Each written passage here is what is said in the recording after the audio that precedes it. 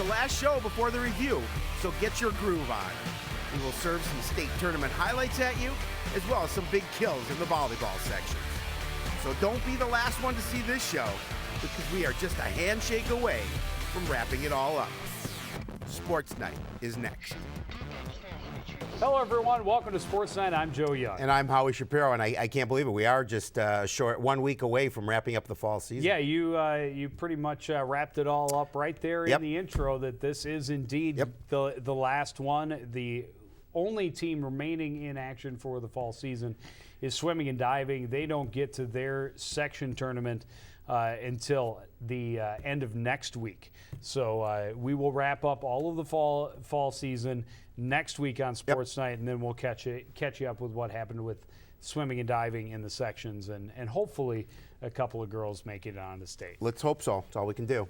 Start with football. Cardinal football season is over after a first-round loss to Maple Grove in the section tournament. Coon Rapids, a major underdog going into the game. They had just one win on the season, hadn't scored in their last 3 games. Crimson were 7-1, averaging 36 points per game, and ranked 5th in the state. Odds were against them, but the Cardinals were pumped up, hoping to surprise the Crimson. Maple Grove marches downfield on the opening possession, dominating the point of attack. Big run by Clark Winicky gets the Crimson down to the Coon Rapids 3-yard line. Next play, direct snap to Isaac Collins. He runs right, finds a hole. He's in for the score. Maple Grove is on top by 7. After a 3-and-out by the Cardinals, Crimson right back on the attack. 4th and 5 from the 33. Davison able to escape pressure, find Kyle Anderson. He turns upfield, scores to double the lead, keeping Maple Grove clearly in control. Coon Rapids facing 3rd and long on their next possession. On to looking for Jordan Little on the sidelines. Sam Francis steps in front, gets the pick, and the Crimson would capitalize on the turnover. First play of the second quarter, Davison extending the play and finding Eddie Lee. Great downfield blocking helps him get to the corner. He's going to score again. Crimson up 21-0 at the half. Maple Grove's first possession of the 3rd quarter results in another score. Winicky again running right and then cutting back against the grain, taking it to the paint for the 26-yard score. Crimson add another TD late in the 3rd on their way to a 35-0 victory. Cardinals held to under 100 yards of total offense. Tough end of the season, quite obviously, for the Cardinals. They just couldn't get things going. You know, offensively, we talked about the defense. I thought for the most part, played pretty well during the season. Offensively, turnovers, hurt them quite a bit. Penalties hurt them quite a bit. And obviously, I know it wasn't the way that this coaching staff wanted this season to end. Yeah, and the defense did hold up to Maple Grove a couple of times during the game, forcing it could have been much worse. They held them on 4th down inside the 10-yard line, and Maple Grove also missed a field goal in that first half, so easily could have been 31-0 at the half. But the offense just never got any traction against Maple Grove's defense. I thought the defense for the Cardinals did a nice job of making some adjustments in that second half. They did hold them to 14 points, but again, it makes it difficult when you're in that kind of a hole, especially when you don't have a lot of big play strikes in that offense. Unfortunately, they weren't able to put some points on the board, Joe. Yeah, just one surprise in the section tournament. That was number 6 seed Blaine moving on over the number 3 seed Centennial, 24-21. Big win for the Bengals there. Osseo didn't beat Champlain Park by much, but was able to hold. And Totino Grace was in for a game against Anoka, winning 25-14. Now, this year, the switchover happens with Section 6, or Section, we're 5 and they're 6, yes? Yep. I think that's right. And they had the exact same thing, 1, 2, 4, and 6. Only upset in the first round was 6 over 3. So that was White Bear Lake, the number 6 seed. They get Maple Grove. Blaine, after the upset, gets top seeded Mounds View from that section in the essentially what is it's so weird because the next round is now state tournament, but there will only be 8 teams. Correct. 8? No, there'll be. Because there's 16. Yeah. This is the round of 16, so there will only be 8 teams moving on to the state tournament. Stay tuned for our math class after this one. We'll be holding a math seminar. And I'll tell you that Blaine's in store for a really, really tough game. Mounds View is an excellent team. Another 8-1 squad is the number one in that section. They are very, very good. It'll be interesting to see who comes out of that area. Yeah, and that means that section, I think, 4 is where the Lake Conference is. Right. They're with section 3, who is the Southern Metro, teams like Eastview, Lakeville, North and South. Correct. So there'll be some good football games down there as well. A lot of good football teams in the state. Well, for the second year in a row and the third time in the last 4 years, the Cardinals girls tennis season ended up with a duo in the state doubles tournament.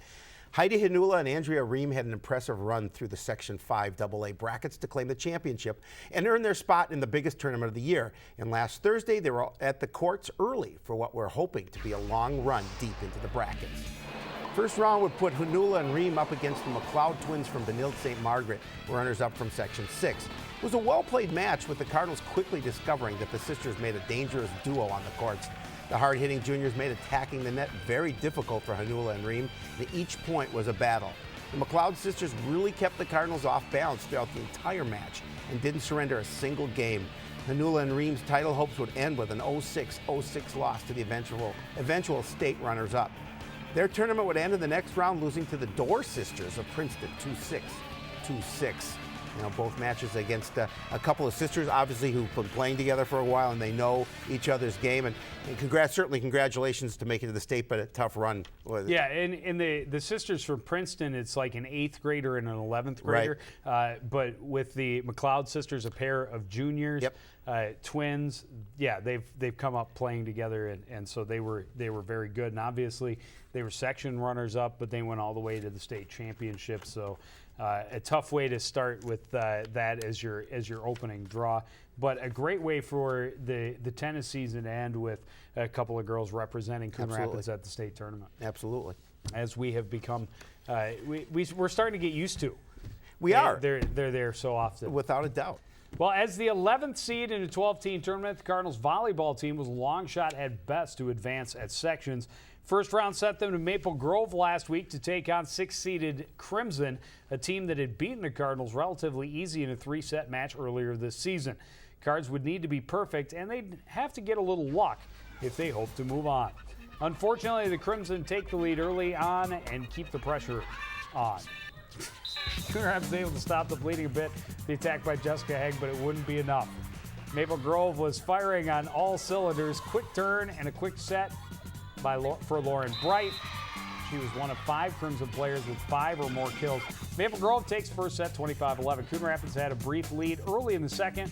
Then the Crimson start to pull away again. Good setup for Carly Britton to get this point, but still the Cardinals trail by 7. And it wouldn't get any closer because the Crimson just keep on coming. Another quick set for Bright in the middle. And there's no doubt on that one. Maple Grove takes a 2-0 lead with a 25-15 win in the second. Cardinals fighting for their lives in the third.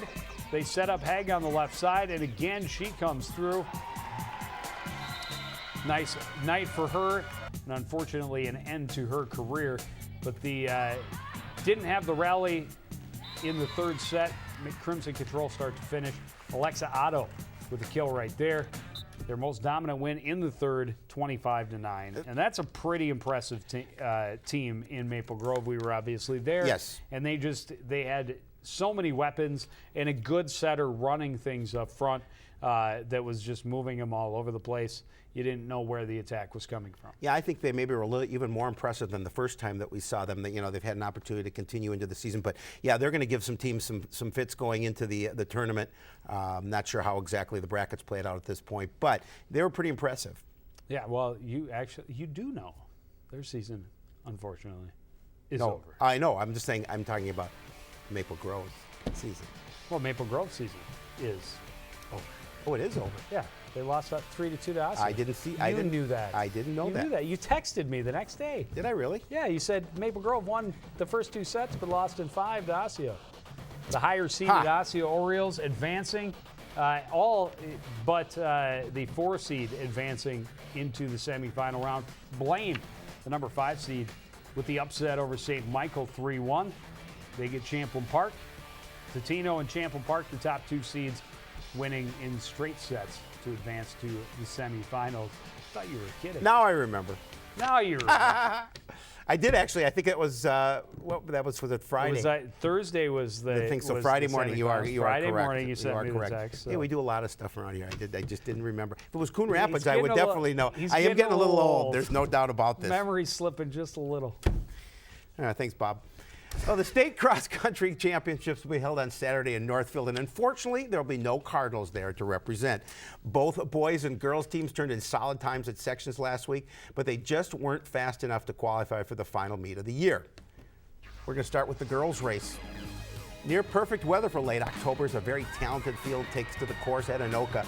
15 teams and over 100 runners, and the Cardinal jerseys are right in the middle at the start and all the way to the finish. It's common to see the Cardinals running in lead packs, and that wouldn't change at sections. Brenda Del Castillo would be the Cardinals' top finisher, crossing in 15:46.5 in 20th place. Elise Weimholder is just 9 seconds back in 27th place. Rachel Davis will be next to finish, pushing hard at the end to take 46th place, and Michelle Onakaba will take 54th, just under 16.30. Right behind her is Lindsey Johnson, the only senior from the top 5 for the Coon Rapids Cardinals. They finished 9th as a team.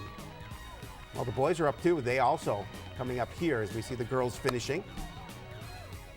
The boys also taking the center lane at the start of the section championships and hoping to get out of the gate fast. You can see several runners set a quick pace right off the gun. Cardinals freshman Paul Breitbach trying to keep pace with the race leaders as he has done all season. But it's junior Nate Muggenberg who will post the best time of the day coming up for the Cardinals. Good push to the finish to take 26th place in a time of 17:13.9. Breitbach isn't far behind as he crosses the line in 30th place. Senior Kyle Murhoff is next for Coon Rapids, taking 42nd place in a time of 17:44.3. We're going to see coming up here, sophomores Tanner Austin, Josiah Taylor round out the Cardinals' top 5, taking 51st and 61st, respectively. And the Cardinals finish 8th out of 15 teams. Not the finish they were hoping No, for. definitely not. But the times, again, were pretty good. Just the competition was very strong. Without a doubt. Course conditions were obviously ideal for late October. You can't have asked for better weather than we have had this fall. But, it's the way it goes. The good thing is not a single one of the Cardinals girls' top 5s seniors.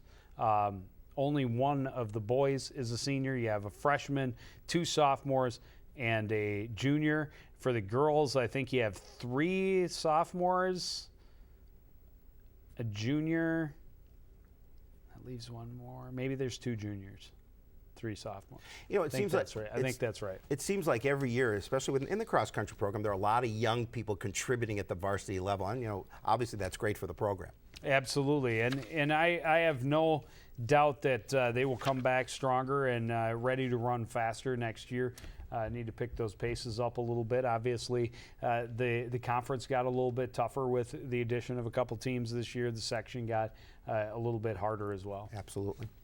So that does it, except for swimming and diving. Section 7 AA championships are a week from Thursday through Saturday. That's the 6th through the 8th of November. And then the state championships are the 12th through the 14th. We hope that we should have some good things happen at sections, and, Let's hope and so. A couple of girls, I think, have a legitimate shot to get to the state tournament. Lindsay Giese, I believe, was there last year, and she's hoping to be there again. And maybe she'll bring a couple teammates with her. Yeah, it'd be nice. It'd be great to see. We would love it. And I can't believe the next time we do an actual game, we'll be dropping the puck. We will be. I'm excited about that. There it is, the schedule coming up. Girls hockey on Wednesday the 11th against Maple Grove. On Wednesday the 18th against Spring Lake Park. And then our first look at Coach O and the boys basketball team on the 21st as they host Hastings. Home opener. We'll do the fall season review show for you next week on Sportsnight, and then start turning the calendar, looking forward to the winter season. And I'll be taking my ginkgo so I can help my memory, apparently. So. That's going to do it for this edition of CTN Sports Night. We want to thank everybody out there for joining us and continuing to support everything we do here at CTN for the entire crew, including the memory impaired Howie Shapiro. I'm Joe Young saying good night.